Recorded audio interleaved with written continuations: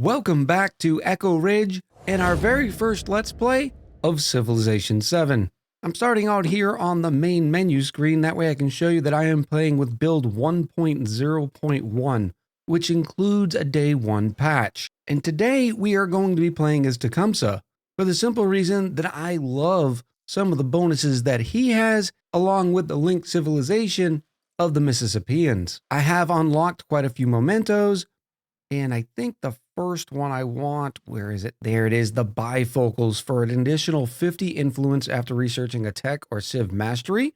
And the next one I'm going to get is the Treaty of Kadesh for the +1 to diplomatic attribute points. And the reason why the Mississippians are economic expansionists, well, the expansionist part is what I'm really interested in, and the additional influence points is going to help us in what I believe is one of the better parts or changes in Civilization VII, and that is in the diplomacy and influence game. We also get the Burning Arrow, which is a pretty cool range unit. They have increased bombard strength and +3 combat strength to siege units, and they also apply the burning status to tile for 2 turns. We have a unique merchant, which gives us additional gold when we're creating a trade route, and we have access to the pot cop, which gives us additional food and gold for each adjacent resource. So without further ado, I think we are about ready. I am going to be playing on Deity, with the full disclosure being, I've never completed a full Deity game, so this is going to be anyone's guess. We will be playing on Standard though, and Continents Plus with the small map size, which should be a total of 6 civilizations. All advanced options are set at default, and we are ready to go. Now in this first Let's Play, I'm still going to be figuring out the pacing on what the best style of video is going to be. So let me know in the comments below if you need the gameplay to go a little bit faster or slower, if you want more explanations or less. Oh, I do not love this start. While we do have some resources around us, which is pretty good, we are really far north, as you can see from the snow-capped mountains up here. And if I hit the Y key, it'll turn on the yields. The yields really are not that great. I do like some of the smattering of cultural yields, though. We can even go down and turn on the settler lens, and you can see the AI does like this position. And all things considered, I don't think it's too bad. We are within 3 on all of these resources, which is important, but our starting yields on our opening ring are not great. So enough yapping, let's found our first settlement. Here is Cahokia. I'm going to start with a scout.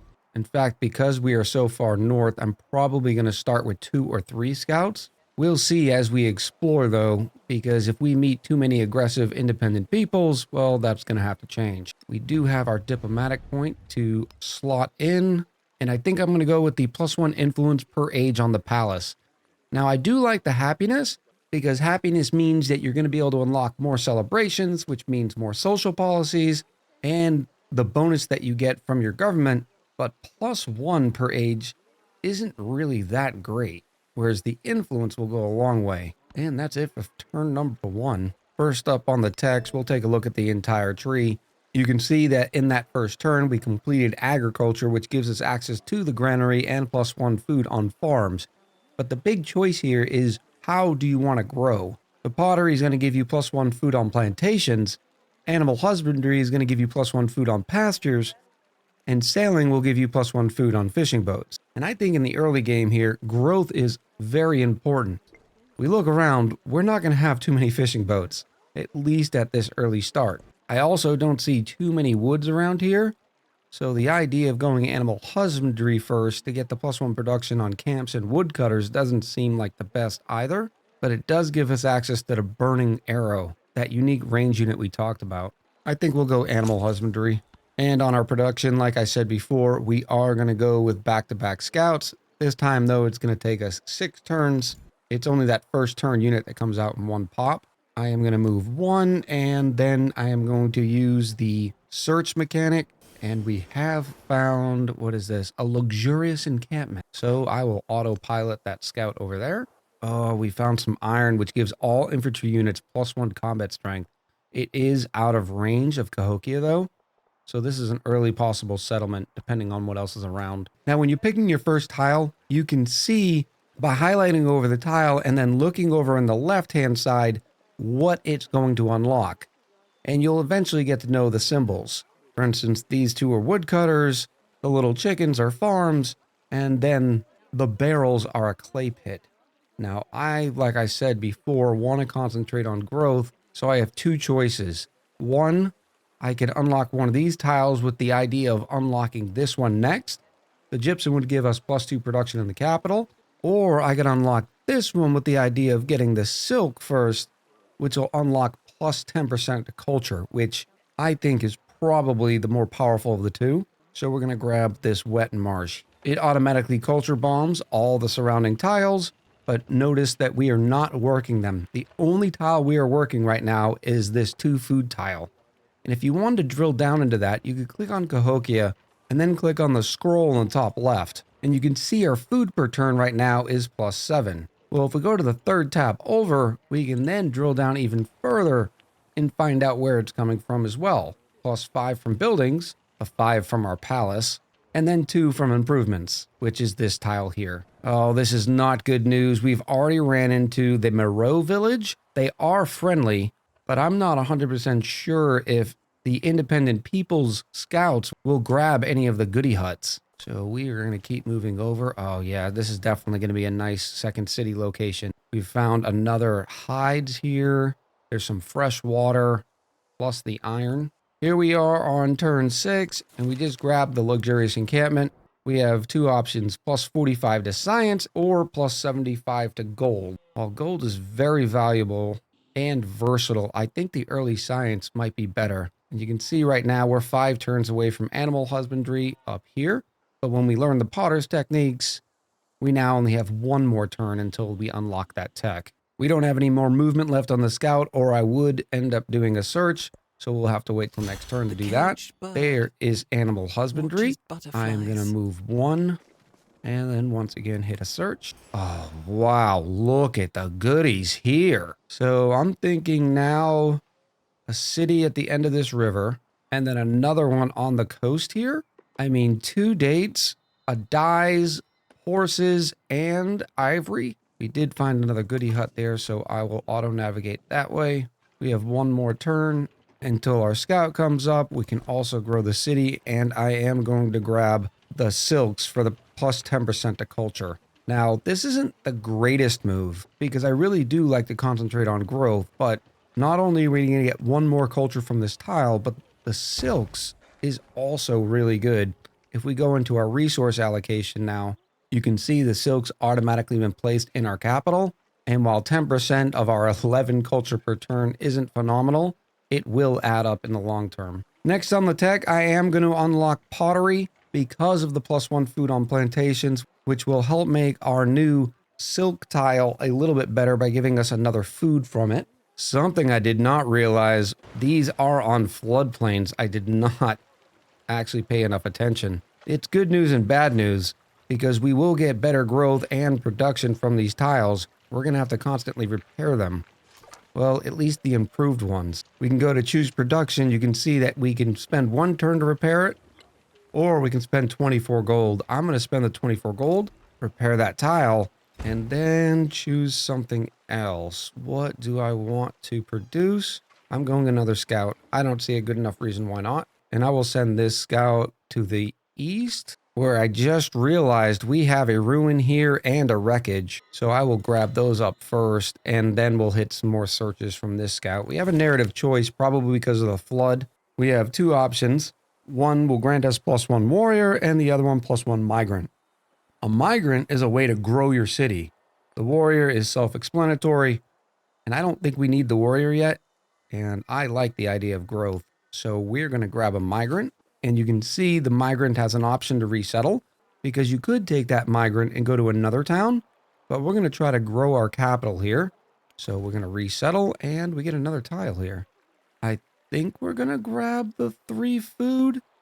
The 2 food and then the salt also seems good because then when we do start making warriors, they will come faster, but the 3 food is going to allow us to grow faster. So we will grab a farm there. Big risk and big reward about settling on these floodplains, but their yields should only get better and better as we continue on. We've reached the ruin in the southwest. We can seek salvation for plus 15 production in the nearest settlement, or ignore the orator for plus 75 happiness towards the next celebration. The increased production would get us our scout faster, but the early happiness, we go into social policies. You can see we're getting 5 happy per turn, which leaves us 32 turns. So this ignore the orator ends up being 15 turns of our current happiness. So I'm going to ignore the orator. We also have a discovery choice up here, plus 50 happiness towards the celebration and 30 culture, or we can collect 75 gold. I am definitely going to take the happy and the plus 30 to culture.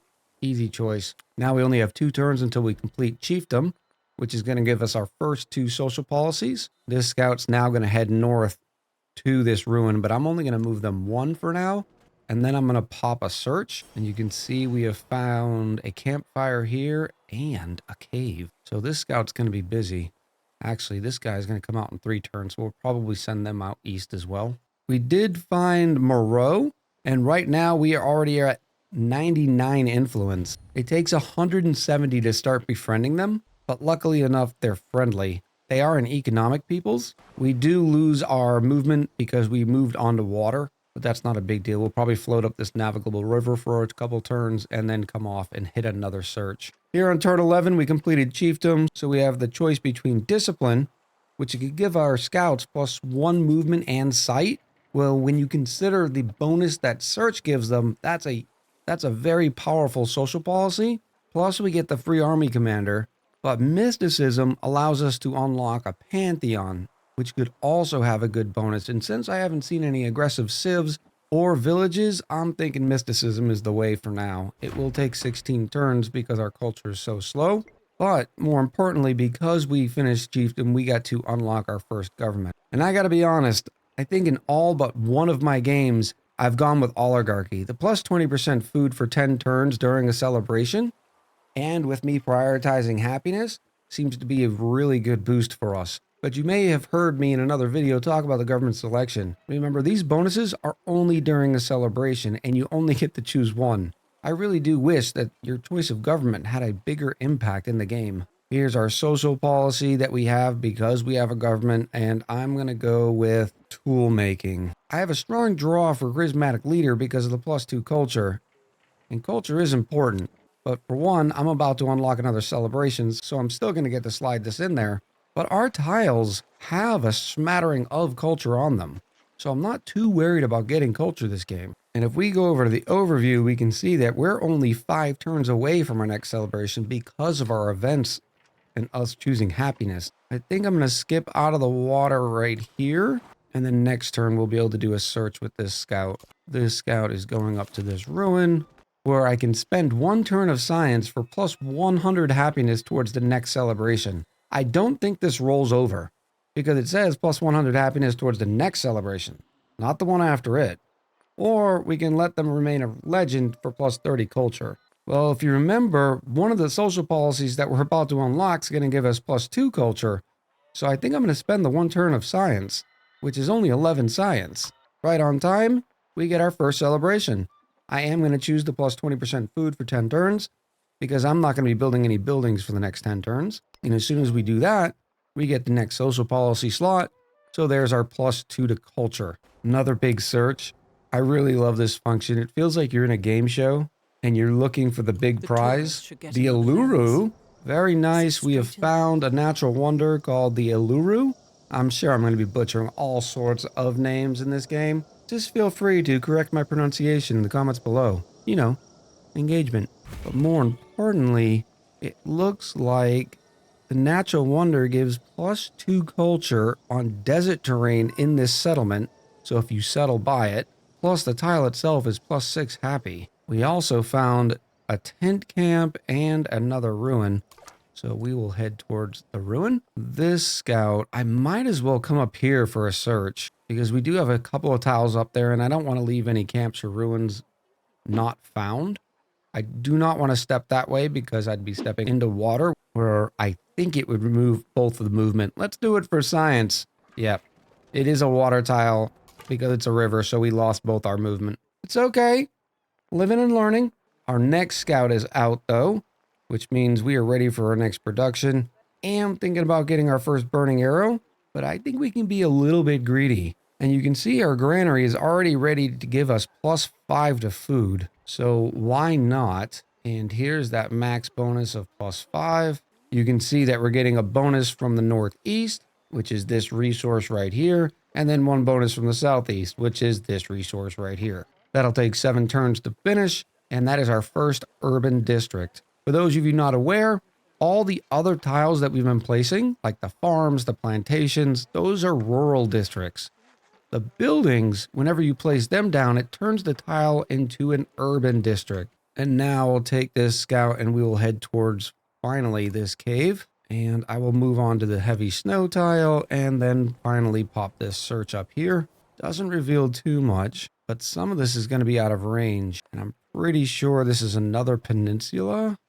I do eventually need to get a unit over there to look at it, but I'm pretty sure it ends in water. But you can see it looks like a little bit of land on this tile here. So I'll have this scout start to wander around the coastline and see what we find. 2 good updates for you. We have found the independent peoples of the Sagunya village. They are hostile. Granted, scouts don't have an attack strength. They only have a defense. So I don't believe the scout can attack, but they can locate our civilization and then send warriors. But you'll notice they are not taking away the ruin. So apparently only the AI players can do that. So I think I'm just going to move onto this oasis and wait for this scout to move so I can grab that ruin. Another city growth. And then I'm not sure if we actually culture bomb all the tiles once the granary is finished.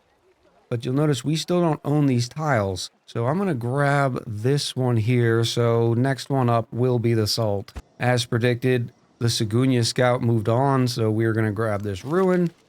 We can claim some wine for 75 gold or tear down the winery for +15 production. Again, I think the gold is important, but this would help complete our granary faster, which will help us grow faster. So I'm going to do the press to production. Our scout is also about to grab this cave. We can reinforce mine works. This tile becomes a silver resource, or we can take some silver. This is pretty far away, and I don't see any enemy AI. So maybe the long-term bonus would be better to just turn this tile into a silver resource. I've never seen one of these events, so I'm going to make this happen. And the silver resource doesn't say anything yet. It's probably going to have to wait another turn before that updates. We have finished pottery, which is giving us access to the brickyard, but more importantly, at least at this stage, we get the +1 to food to plantations and +1 production on clay pits, which means our first 2 rural tiles have both gained +1 yield, which is very nice. Next up on the tech tree, I still don't see a good reason to grab sailing, but it does lead to writing. We could grab irrigation, which increases our settlement limit. Right now we have a settlement limit of 3. That's how you start in the game. But it would also unlock the garden, which might be pretty good to pair with the granary, depending on those rivers. We can grab masonry for the production bonus on mines and quarries, but we don't really have too many mines and quarries. I guess we are about to get the salt mine. But more importantly, the monument would give us a base yield of +2 culture and +1 influence. I'm sort of liking that. I'm thinking we're going to grab masonry, and then we can double back for writing here in a little bit. This scout's next turn, you'll notice the silver, it doesn't show an icon, but when you highlight over the tile, it does say +20% gold towards purchasing units. Whereas the gold itself is +20% gold towards purchasing buildings. So these two pair very nicely. It would be smart to get a settlement over here. But now I can hit another search. And there's that warrior from the Sagunya village. They will attack our scouts, so we need to keep an eye on this guy. The tent camp down the southeast. We can spend 3 turns of culture to unlock an archer, which is pretty powerful considering we don't even have the tech to make archers yet. Or we can leave the hunters for 50 gold. The problem with this, though, is 3 turns of culture is a lot. That'd be 39 culture, so I think I'm going to take the 50 gold. We've also gotten to 176 influence, so I think we are going to start befriending this independent. Now, the progress to complete the befriending of Moreau takes 60 support, I suppose it's called. We're getting +2 per turn. So you can see it's going to take us 15 total turns. We could increase the rate at which that happens by adding support, but I'm not too worried about it. Now, this scout is up here, and this warrior's right here, so I need to be careful, but I really want that campfire. Warriors do get slowed down in the woods, but as soon as they see me, they're going to try to eat up that scout. So I think for now, I'm just going to move one tile. Oh, there's Segunia. No wonder. It's right there, which this is not great. If I would have found them first, I would have started befriending them so to get them to be not hostile towards us. But now they have another warrior in this tile, which is going to be able to hit our scout. Now I have to figure out, should I have waited to do my influence actions until after I moved all my units? Because I would have really preferred to befriend them. We do have a narrative choice. I'm not 100% sure what unlocked this, but it's probably the fact that we started befriending someone. And it looks like this is just going to give us a flat plus 25 influence. In your games, when you start playing, I highly recommend you read some of these. They are pretty good. For the purposes of the Let's Play, I'm not going to do it, but a lot of these narrative events, the storylines sort of link together and paint an interesting picture. This warrior did not come out of the camp, but I think the other warrior stopped right here. So I'm going to scoot up here for a minute. That's a dead end. That's not a good look. So let's do another search. And the vision gave us the look at the warrior here. There's also a coastal edifice, but we don't have a navy yet to be able to grab it. I think I'm going to double back with this scout. We can have that scout search this area and possibly this little center area. We are not going to be able to do anything with this until we start building up our military, which I think it's probably a good idea to start doing. Our production is not great yet, but we will grab the burning arrow. And we've found another scout from a hostile village. This is the, good luck, Echo.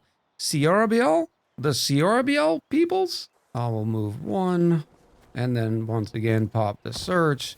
See if it influences on where we want to move to next. It doesn't really, but we have found the and they are at least friendly. But so far, no enemy AI yet. Oh, look, the silver icon appeared. You might also be wondering, why hasn't Echo grabbed a settler yet? Well, because of the settlement limits, I've found that you don't have to rush your settlements as much as you have had to in Civ games previously. But rest assured, a settler will be one of the next few units that I do grab. Since I have this scout going down through this way, I think I'm going to start sending this scout down this way.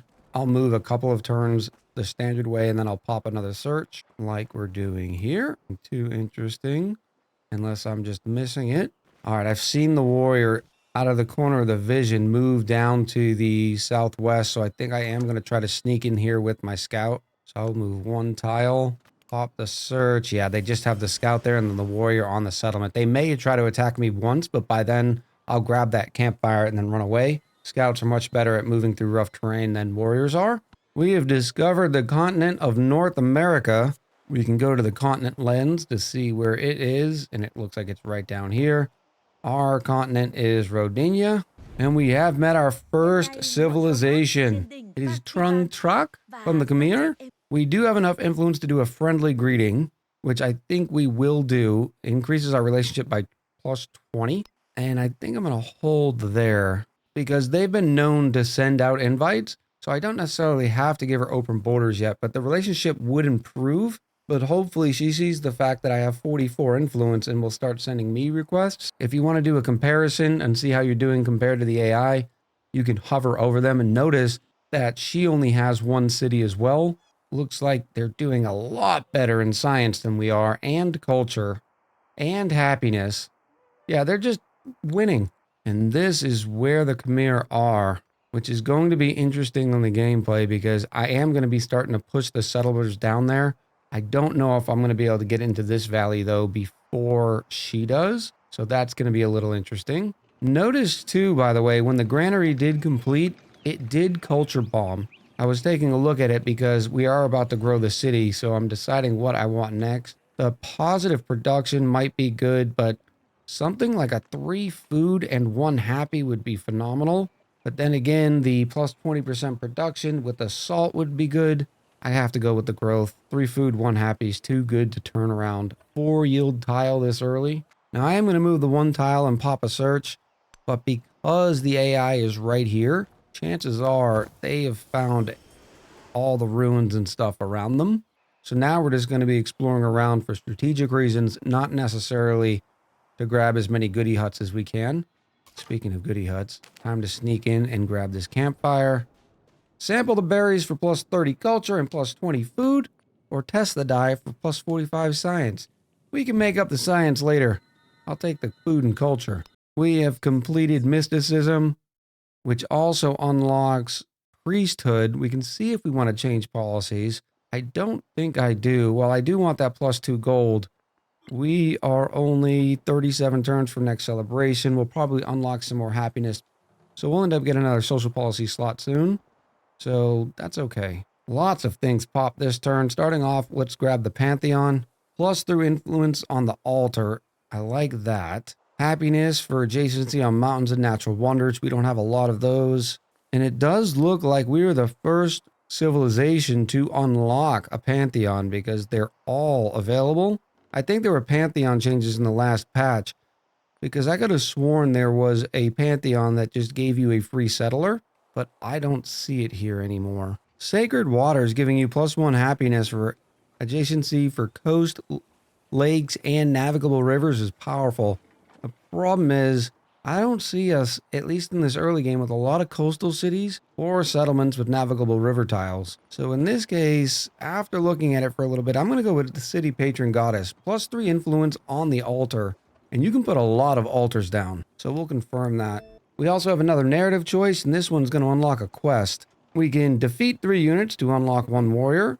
We can become the suzerain of an independent power, which will give us another plus 50 influence, which means we can then turn that influence into becoming suzerain of another city-state, or we gain plus 1 production on all settlements, and we do not continue the quest. So I think we are going to unlock the quest of becoming a suzerain, because that's going to happen here in Moreau. You can see we are at 40 support points out of 60 right now. And we did finish mysticism, hence the reason we got a pantheon. Now I'm going to go down to discipline and grab that free army commander, because with the units that we're pushing out and the hostile villages next to us, that army commander is going to come in very handy. We also completed our burning arrow, so that's 1 unit for us. This altar is lots and lots of yields, but it takes 11 turns, and I don't know if we have the 11 turns to do that with yet. We can check the purchasables, though. We could straight up purchase another unit, but I'd rather save the gold for when we have to purchase a unit. For instance, if we're getting attacked. Or we can start in on the settler. I think I'm going to go settler first. Then I'm going to go back in here. And then I'm going to queue up the altar. And it looks like the spot with the best would be right here in with the granary. Lots of good yields there. Yeah, we're going to put the altar in with the granary. So that is queued up after our settler. We have found another hostile village down here in Seleucia.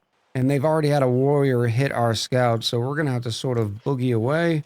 I'll play the evasion game with them for a little while. And we are still exploring down here in the coast. We'll pop another search. And it is another hostile village, the Scythian Neapolis village. Sagunia did keep their warrior inside their settlement and did not attack our scout, so I'm going to say fare thee well and keep moving on. I'll even tempt fate. So we'll move over and keep searching this right-hand side. Now, why did that eat all of my movement? I'm thinking it's because of the warrior's zone of control. Because this is not a water tile. Next turn, if I move into this water tile, we'll still only be able to move 1 tile. If I move to the northeast, we'll still only be able to move 1 tile because of the zone of control of the warrior. But that is okay. I think I've been running my mouth for probably about 25 to 35 minutes, which is about the length of the videos that I'm trying to shoot for. Now, typically on a civilization recording day, I'd be able to record 3 to 4 of these and then hopefully push out at least 2 to 3 in a week. Unfortunately, I had a medical emergency with a family member today. Don't worry, everybody's fine, but I was not able to record too many. So you'll probably see this one on Wednesday or Thursday, and I'm hoping to record a couple more on Saturday. But once again, note that I am trying to push out at least 2 to 3 Civ videos in a week. I hope you've all enjoyed this first 22 turns of Civilization 7. Let me know everything you think down in the comments below, because like I said, I'm not exactly sure how I want to cultivate these Let's Plays. But rule number 1 is trying to meet the community's needs, wants, and desires. So please do let me know. So until next time, much love, happy gaming, and I'll talk to you soon.